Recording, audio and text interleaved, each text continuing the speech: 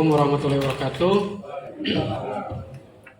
Shalom dan salam sejahtera untuk kita semua.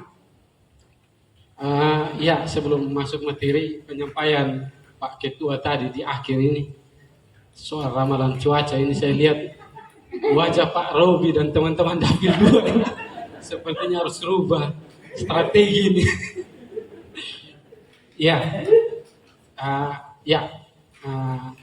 Perkenalkan, saya Ariandi Ahmad Amiruddin, anggota Bawaslu Kabupaten Timur Tengah Selatan periode 2023-2024. Jadi memang kami, izin Pak Ketua, kami kemarin proses seleksinya dari Juni-Juli, kami baru dilantik bulan Agustus kemarin tanggal 19, dan saya bersyukur dari komposisi pimpinan yang lama dari 5 orang itu saya termasuk salah satu yang kembali terpilih. Jadi ini periodisasi saya yang kedua di Bawaslu dan sesuai regulasi periode terakhir. Jadi informasi untuk kita semua, lembaga Bawaslu ini baru pertama kali permanen itu di tahun 2018 bulan Agustus, sejak diterbitkannya Undang-Undang 7 tahun 2017. Jadi kalau tadi termasuk abang pimpinan Dewan Syuro masih menyapa Panwaslu, sekarang kita sudah Bawaslu. Jadi sejak diterbitkannya Undang-Undang 7 2017, kami dengan pengawas pemilu di tingkat kabupaten itu dari sebelumnya ad hoc itu tidak permanen. Jadi dia semacam panitia saja. Setiap mau ada pemilu atau pilkada berbentuk, nanti habis pemilu atau pilkada dibubarkan. Tetapi sekali sudah agak berbeda. Dia dari penyebutan Panwaslu, sekarang penyebutannya Bawaslu. Jadi yang sudah permanen itu di tingkat RI, provinsi, dan kabupaten.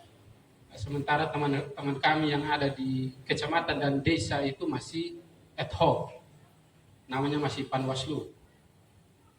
Nah, periodisasi pertama kami itu ada Pak Melki, Ketua, kemudian ada saya, Ibu Desi, Bapak Andi Funu, dan Bapak Demetris. Kalau jalan waktu ada Pros PAW dan Bapak Yopi.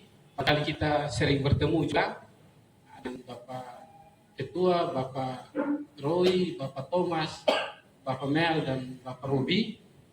Yang sekarang kami, seperti yang saya sudah sampaikan, dalam proses seleksi itu hanya saya dan Ibu Desi saja yang kembali terpilih. Sementara 3 teman lainnya itu 2 dari Panwaslu Kecamatan, 1 itu non penyelenggara. Nanti izin Pak Ketua, materinya saya siapkan, nanti saya berikan ke Pak Ketua, softnya juga nanti saya share saja supaya kita saling kenal. Nah, selanjutnya saya juga menyampaikan undangannya ke Ketua, tetapi karena saat hari ini juga kami sementara kegiatan yang sama, ada pelantikan PAW seperti tadi Pak Ketua KPU sampaikan. Setelah kami bentuk Panwaslu Kecamatan, PKD, nanti pengawas TPS, itu memang salah satu tantangan kami, yaitu mengundurkan diri, diberhentikan, dan lain-lain, dan proses PAW juga tidak mudah. Memang kami di internal yang tahu. Jadi hari ini kami ada proses penggantian antar waktu, salah satu Ketua Panwaslu Kecamatan di Batu Putih, beliau mengundurkan diri karena sudah lulus P3K. Jadi mohon maaf, tapi saya coba mengisi posisi ini dengan sebaik mungkin supaya kita bisa saling diskusi dan berbagi pengalaman yang ada. Kemudian terima kasih juga Pak Ketua untuk undangan ini. Memang ini yang sering kami sampaikan ke teman-teman partai politik, karena dalam pandangan Bawaslu pilar demokrasi salah satu yang terkuat itu adalah teman-teman partai politik. Karena ya, satu pertandingan itu dia sehat manakala peserta itu sehat. Nah, ketidaksehatan peserta ini yang kami temui itu biasanya karena dua hal. Yang pertama itu karena memang dia sengaja, namun ada juga karena dia lakukan pelanggaran itu karena tidak tahu aturannya. Sehingga hari ini barangkali dalam satu tugas Bawaslu yang diamanahkan di dalam undang-undang itu proses pencegahan. Terima kasih Pak Ketua memberikan ruang kepada kami untuk menyampaikan satu dua hal yang barangkali penting untuk kami sampaikan. Tentu silahkan kita diskusi dan pertanyaan-pertanyaan itu kami upayakan untuk kami jawab sesuai regulasi yang ada. Kemudian pasca pelantikan kami kemarin tanggal 19 Agustus, 10 hari kemudian itu kami juga mendapatkan amunisi baru. Salah satunya Pak Tony Selan. Jadi kami ada pelantikan unsur sekretariat, ada 1 kepala sekretariat dan 4 orang kasubag. Tadi Pak Ketua sampaikan, saya pikir, betul juga ini rasanya penting untuk kita sosialisasikan. Jadi kita ada penambahan personil di level sekretariat, itu ada Bapak Epi Kamlasi, sekarang beliau menjabat kepala sekretariat. Kemudian ada Bapak Tony Selan, Kasubag Pengawasan. Kemudian ada Bapak Korius Nomleni, Kasubag Administrasi. Ibu Ensan Lim, Kasubag Hukum, Humas Data dan Informasi dan Orang Lama. Bapak Saul Timo, itu Kasubag Penanganan Pelanggaran dan Penyelesaian Sengketa. Di materi ini saya tidak muat, tetapi yang tadi Pak Ketua sampaikan rasa-rasanya penting karena besok-besok kita akan bertemu banyak di lapangan. Jangan-jangan Bapak Karel ada di sana pikir, kok ini lurah su ikut kampanye lagi, padahal beliau sekarang sudah di Bawaslu. Jadi besok-besok kita akan bertemu banyak dan kemungkinan besar akan bertemu juga dengan beliau. Jadi perlu kami tegaskan di sini, beliau sekarang sudah salah satu personil di kelembagaan kami. Kemudian materi yang saya susun ini memang sangat normatif. Nanti sekali lagi saya akan berikan, tetapi melihat undangan dan permintaan dari teman-teman PKB, posisi Bawaslu di penyelenggaraan pemilu itu dia cukup unik. Tadi tahapan pemilu sudah dipaparkan secara lengkap oleh Pak Ketua KPU. Sebelum saya lanjutkan, barangkali izin Pak Ketua, saya coba dengar dulu pendapat 1-2 teman peserta soal apa yang teman-teman tahu soal Bawaslu. Bisa ya Pak Ketua? Ya silakan, mungkin 1-2 orang saja. Kalau semua ini nanti kita waktu habis. Supaya nanti dari pendapat ini saya coba benturkan dengan realistisnya seperti apa. Silakan. Mungkin Kak Mel 1, yang kedua ini ada pimpinan provinsi juga ini, jadi izin Bapak provinsi saja. Silakan. Baik, terima kasih yang waktu dan kesempatan yang kami peroleh. Mohon izin untuk tidak menyapa kita semua. Setelah kami memahami apa yang disampaikan oleh Komisioner Bawaslu, maka yang kami memahami tugas dan tupoksinya adalah mengawasi jalannya pesta demokrasi yang adil dan berwibawa. Sehingga kita sadar benar bahwa Panwaslah adalah dewan juri yang terbaik, sehingga tidak merugikan salah satu pihak. Saya pikir itu yang dapat kami sampaikan.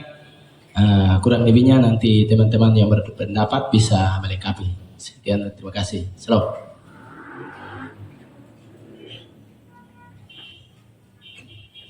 Baik, terima kasih. Mungkin saya mohon izin untuk langsung. Yang pertama menyangkut pemasangan alat peraga kampanye. Mohon maaf, Kemarin saya di Kupang, sore baru saya datang ke Soe. Sepanjang jalan itu di kota Kupang dan Kabupaten Kupang, mereka masih ada pemasangan baliho.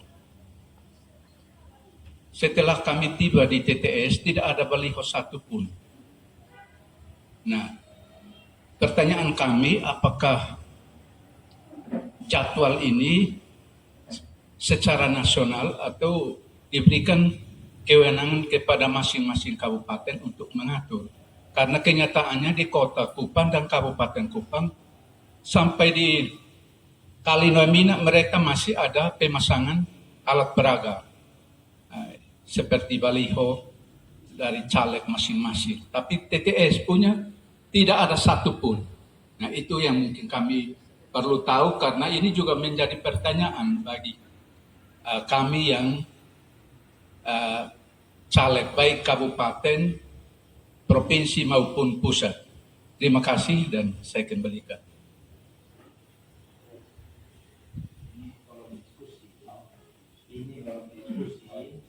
Ini tadi yang dibilang bagaimana kita paham soal peranan bawah. Nanti sebentar kita diskusi. Jadi kita berpendapat tentang bawah itu. Diskusinya belum. Siap. Cukup 1-2 orang berpendapat, cukup itu sehingga nanti sebentar kita buka diskusi. Silakan. Terakhir Bapak Thomas. Yang lain nanti sebentar baru diskusi. Siap. Terima kasih. Saya mohon untuk izin untuk langsung. Pertama, profesiat untuk Badan Pengawas Pemilu yang sudah permanen, tidak lagi menjadi ad hoc. Itu sebuah terobosan yang berimplikasi kepada TTS dalam kaitan mungkin dengan tenaga kerja.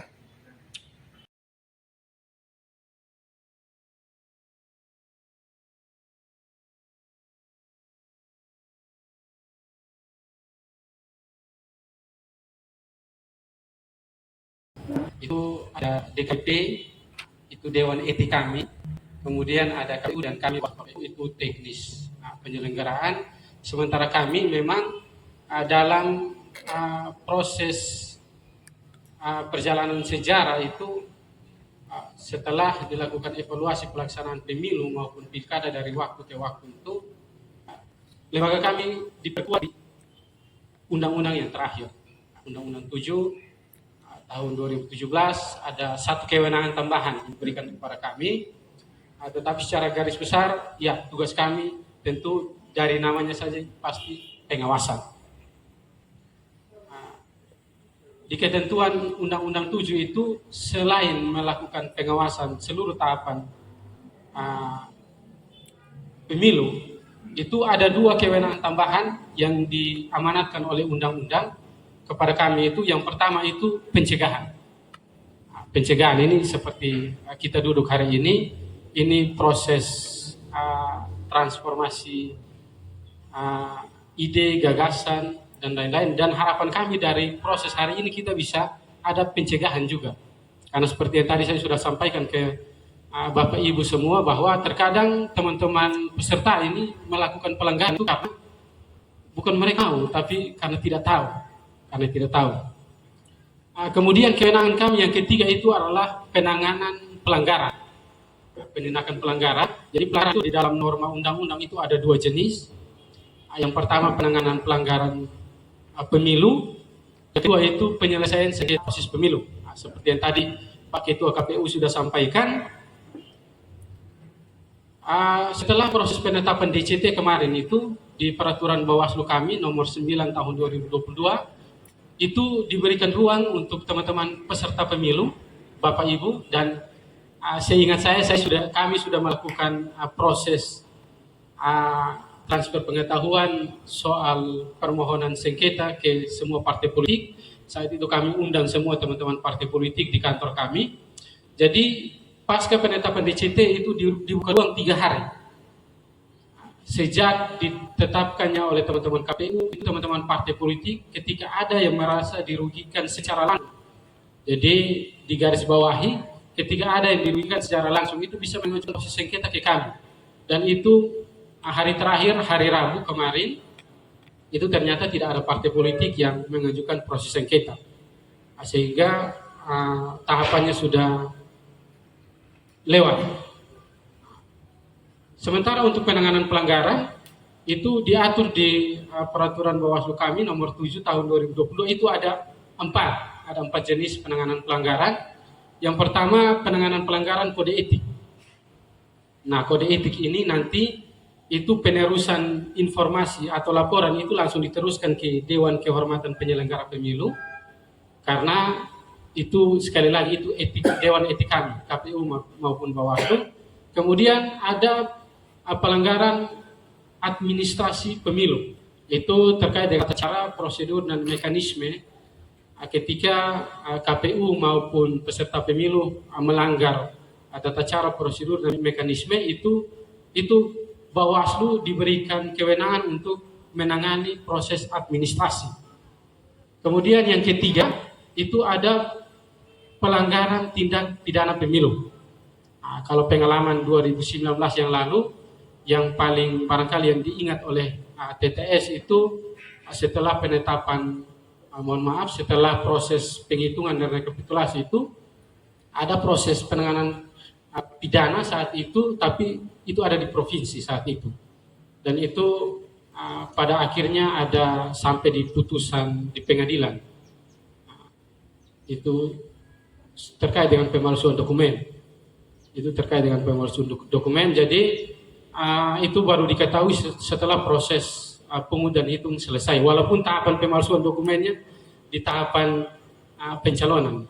Kemudian yang keempat itu kami juga diberikan ruang untuk penanganan pelanggaran terhadap pelanggaran peraturan perundang-undangan lainnya.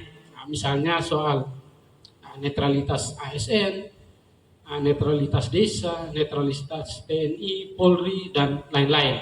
Nah, ini kita punya pengalaman di priorisasi kepemimpinan kami yang lalu. Mohon maaf kemarin itu, ini nanti saya juga sekaligus menyentil apa yang disampaikan oleh Bapak Laka Apu. Jadi proses pengawasan dan pencegahan dan penindakan yang dilakukan itu ranahnya hanya ada di seputaran Kabupaten Timur Tengah Selatan. Kami tidak bisa menyentuh di kabupaten lain ketika mereka tidak berbuat, atau mereka berbuat itu dengan serta-merta kami harus mengikuti, tidak, karena kita punya pengalaman yang lalu ketika ada proses informasi atau laporan dugaan pelanggaran terkait dengan dukungan beberapa kades untuk salah satu partai politik, itu kami berproses, walaupun nyatanya itu terjadi di masif di se-Indonesia, karena memang dalam regulasi kami diberikan ruang dan kesempatan untuk mengawasi di luar undang-undang pemilu. Jadi sekali lagi mohon maaf, prosesnya kami sudah lakukan, kami tidak bisa menyentuh di kabupaten lain, tetapi sesuai regulasi memang soal yang tadi desa maupun APK dan APS itu ada di ranah kami Bawaslu Kabupaten Timur Tengah Selatan. Kalau informasi dari teman-teman Kota Kupang, kemarin itu mereka baru konferensi pers. Dan rencananya barangkali dalam 1-2 waktu ke depan, apakah hari ini atau ke depan itu akan ada penertiban juga soal kewenangan kami. Kemudian jadi sesuai regulasi itu kewenangan kami seperti itu. Jadi Bawaslu itu ingatnya gampang saja. Kami awasi, kami cegah, kami tindak. Nah, itu 3 kata yang paling gampang. Dan kemudian saya tidak akan menyentuh di tahapan-tahapan sebelumnya, mulai dari tahapan verifikasi partai politik, pencalonan karena sudah lewat dan lain sebagainya. Saya akan coba masuk untuk proses pencegahan kepada teman-teman bacalek. Ya, saat ini Bapak Ibu ini bacalek. Nanti besok-besok kami kalau ada yang terpilih pasti kami suruh panggil dewan lagi. Jadi terima kasih Pak Ketua. Nah, soal tahapan yang ke depan yang akan bergulir, sekali lagi ada kampanye, ada pungut hitung, ada masa tenang, dan nanti ada rekapitulasi. 4 tahapan yang cukup krusial yang kita akan bersentuhan langsung. Tentu tadi saya sampaikan kita akan bersentuhan langsung banyak di tahapan kampanye. Kita tahu bersama tadi seperti penyampaian Pak Ketua KPU bahwa kita ini baca caleg tentu punya jaringan ke bawah, bahkan sampai ke tingkat desa, RT RW dan masyarakat tentunya. Sehingga mari kita saling menjaga posisi dan kedudukan kita masing-masing, karena di tahapan kampanye, tahapan masa tenang dan tahapan pungut hitung itu sesuai Undang-Undang 7 tahun 2017 di ketentuan pasal 515 dan 523 itu kita harus berhati-hati terkait dengan apa yang namanya money politik. Money politik karena mohon maaf itu ada ketentuan pidananya. Saya coba bacakan di pasal 515. Setiap orang yang dengan sengaja pada saat pemungutan suara menjanjikan atau memberi uang atau materi lainnya kepada pemilih supaya tidak menggunakan hak pilihnya atau memilih peserta pemilu tertentu atau menggunakan hak pilihnya dengan cara tertentu sehingga surat suaranya tidak sah. Ini dipidana dengan pidana penjara paling lama 3 tahun dan denda paling banyak 36 juta. Nah, sekali lagi tahapan kampanye tidak lama lagi. Saya mau sampaikan ke teman-teman semua, Bapak Ibu caleg, kita berhati-hati soal ini karena kalau sudah laporan masuk ke Bawaslu, kalau pidana itu nanti ranah penanganannya itu ada di Sentra Gakumdu. Sentra Gakumdu itu satu badan yang di dalamnya itu ada Bawaslu, ada teman-teman kejaksaan dan ada teman-teman kepolisian. Kemudian pasal 523 itu juga hampir sama, setiap pelaksana, peserta dan atau tim kampanye pemilu yang dengan sengaja menjanjikan atau memberikan uang atau materi lainnya sebagai imbalan kepada peserta kampanye pemilu secara langsung ataupun tidak langsung sebagaimana dimaksud dalam pasal 280 ayat 1 huruf J, dipidana dengan pidana penjara paling lama 2 tahun dan denda paling banyak 24 juta. Itu di tahapan kampanye. Di ayat 2-nya itu di tahapan masa tenang dan di ayat 3 di masa pungut hitung. Jadi soal money politik ini kalau gagasan teman-teman pemerhati pemilu ini merusak tatanan demokrasi kita. Tetapi kami sebagai lembaga penyelenggara yang salah satu tugasnya adalah penindakan pelanggaran, tentu kalau sudah ada laporan atau temuan soal money politik, tentu kami akan diskusi, kami akan bahas di internal maupun di Sentra Gakumdu. Nah, soal penyampaian Pak Ketua KPU soal materi dan jenis-jenis kampanye tadi, saya perlu menyampaikan kepada Bapak Ibu bahwa tidak semua metode kampanye itu dilaksanakan nanti di tanggal 28 November. Jadi ada dua metode kampanye yang itu tidak dijadwalkan di tanggal 28 November itu sebagaimana yang diatur di PKPU 15 tahun 2023 itu khusus untuk kegiatan rapat umum, iklan media cetak, iklan media elektronik dan media daring itu dilaksanakan 21 Januari hingga 10 Februari. Jadi saya ulangi sekali lagi, kampanye rapat umum, iklan media, media cetak, media massa elektronik dan media daring itu dilaksanakan 21 Januari hingga 10 Februari. Jadi kalau yang mau pasang media mau kampanye di media dan lain-lain itu ini tidak termasuk media sosial ya. Media sosial itu 28 November sudah bisa. Nanti di pengaturannya itu itu nanti tentu ada akun-akun yang didaftarkan di KPU. Ini pengalaman dari waktu ke waktu masih sama. Nah, khusus yang tadi saya sampaikan soal kampanye di tanggal 21 Januari itu juga ada ketentuan pidananya. Itu juga ada ketentuan pidananya Bapak Ibu. Itu di ketentuan pasal 492, setiap orang yang dengan sengaja melakukan kampanye pemilu di luar jadwal yang telah ditetapkan oleh KPU, KPU Provinsi dan KPU Kabupaten Kota untuk setiap peserta pemilu sebagaimana dimaksud dalam pasal 276 ayat 2 dipidana kurungan paling lama 1 tahun dan denda paling banyak 12 juta rupiah. Jadi ini beberapa hal-hal yang menjadi warning di tahapan kampanye. Karena tahapan kampanye ini tidak lama lagi dan tentu tadi Pak Ketua sudah sampaikan nanti setelah proses ini tentu ada strategi pemenangan dan lain-lain. Saya titip itu saja untuk dibahas. Kemudian nanti ada di tahapan masa tenang karena memang ketentuan regulasi itu masa tenang itu kalau kita lihat kerangka pensiunannya itu saya masyarakat juga bisa tenang karena 17 partai politik kan turun ini kampanye kiri kanan, mereka sudah dengar partai A, B, C kampanye, biarkanlah masyarakat tenang di 3 hari itu untuk dengan hati yang bersih, pikiran yang bersih pada hari H mau coblos yang mana. Itu masa tenang. Kemudian juga tahapan krusial 1 itu nanti di pengundian hitung, itu ada ketentuan pidananya. Kemudian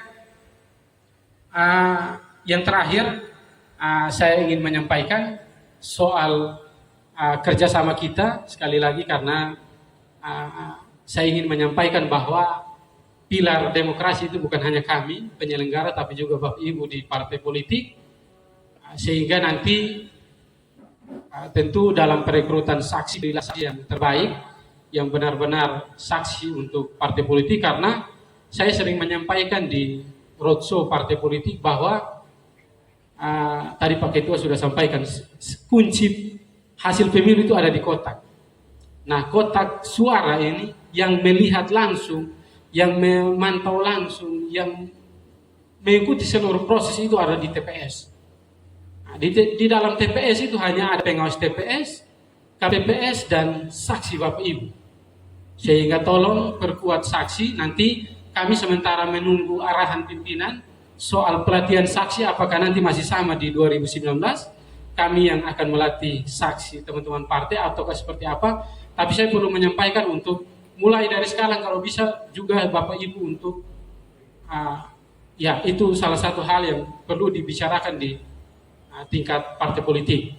Karena bagi saya ujung tombak demokrasi itu ada di TPS, Bapak Ibu. Kita yang ada di kecamatan, di kabupaten, di provinsi itu sifatnya hanya rekapitulasi suara. Dalam kondisi tertentu baru kita bisa buka, itu pun kita hanya melihat. Misalnya, pemilih dia coblos nomor 1, tapi KPPS dia baca nomor 2, saksi bilang pas, maka pas, terhitung nomor 2 punya. Ya, dan ini kita tidak ada yang tahu di sini. Kita tidak ada yang tahu di sini, sehingga ini saya titipkan satu pesan. Ini pesan yang kedua untuk teman-teman partai politik, khususnya PKB. Barangkali dalam internal nanti itu bisa dibahas secara detail soal saksi partai politik. Nah nanti kami dari Bawaslu masih menunggu arahan dan perintah. Biasanya ada buku saksi yang akan kami berikan ke teman-teman partai politik. Ada pembekalan juga untuk saksi partai politik. Tetapi sekali lagi kalau tidak ada pun silakan, kalau ada kegiatan yang bersentuhan langsung dengan saksi kami siap diundang untuk hadir untuk membantu Bapak Ibu untuk menyampaikan mungkin ada hal-hal teknis karena memang pengalaman 2019 yang lalu itu kita PSU karena ya itu tadi teman-teman kita di TPS ini ya agak-agak kurang memahami regulasi. Waktu itu saya ingat saya turun di Kesetnana jam 12 malam saya bilang ini tidak ada jalan keluar selain nanti kita hanya bisa PSU. Karena memang ketentuan itu kalau satu suara saja yang diberikan, misalnya kalau suara rusak itu diberikan 1 kali saja, nanti ada yang beli 2 kali, kita bisa PSU. Atau DPTB, pemilih DPTB, yang harusnya kita berikan dia 4 surat suara, Tetapi karena pengawas TPS maupun KPPS bilang kita kasih 5 saja, itu PSU lagi. Sehingga kami butuh juga kerjasama dari teman-teman partai politik soal saksi, supaya ada juga yang mengawasi pengawas TPS maupun KPPS di TPS. Kemudian yang terakhir dari saya, kelembagaan kami itu selalu dituntut soal integritas penyelenggara pemilu. Saya berulang-ulang kali saya menyampaikan di rapat-rapat internal kami bahwa saya dengan teman-teman pimpinan yang lain ini, isi hati dan isi kepala kami, arah tujuan dan lain-lain itu kami tidak ada yang tahu. Panwaslu kecamatan kami, PKD kami juga kami tidak tahu. Mereka apakah betul-betul netral atau berpihak. Maka saya selalu sampaikan di roadshow partai politik bahwa tolong bantu awasi jajaran ad hoc kami juga. Ketika ada yang melenceng, silakan lapor. Kita tidak usah pakai cara-cara yang biasa, kita posting di media sosial, kita buang isu di teman-teman media.